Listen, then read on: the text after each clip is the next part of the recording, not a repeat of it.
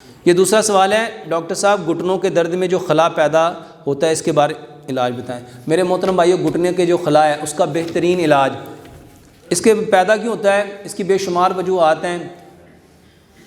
इलाज बता देता हूँ मेरे मोहतरम भाइयों। जिसके घुटनों में खला ख़त्म हो जाता है उसको घुटने बदलने नहीं चाहिए, बल्कि उसको इलाज करना चाहिए। वो इलाज क्या है? एक तो ये जो कलवंजी मेथी दाना बताया, ये दो, अदरक लहसुन पुदीने नारदाने की चटनी दो, तीसरे नंबर पे एक पेस्ट बनाओ।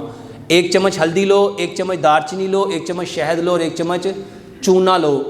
ये जो पान के पत्ते के ऊपर चूना लगाते हैं, चारों चम्मच को इसको मिक्स कर लो। अगर 1 घुटना है तो 1-1 चम्मच, 2 घुटने हैं तो 2 चम्मच। मेरे मोहतरम भाइयों, रात को इस लेप को घुटने के ऊपर कर लो। जब लेप करोगे ये घुटना अकड़ जाएगा, ये घुटना, इसके ऊपर रुई रख के गर्म पट्टी बांध दो। जब रुई रख के गर्म पट्टी बांध दोगे ये नरम हो जाएगा। सुबह उठ के नीम और बेरी के पत्ते लो, उसके अंदर नमक डालो, उसको अच्छी तरह गर्म करो, फिर उसको इतना ठंडा करो कि जिस्म आपकी घुटने इसको बर्दाश्त करें। इससे इसको सुबह को धो लो और जैतून के तेल की मालिश कर लो। 15 से 20 दिन करो। इंशाल्लाह घुटनों का खला ऐसा ज़बरदस्त ठीक होगा, ऐसा ठीक होगा कि आप सोच नहीं सकते। और इसके साथ एक दवाई बनाओ, सर्दियों में ख़ास तौर पे ये लेनी चाहिए।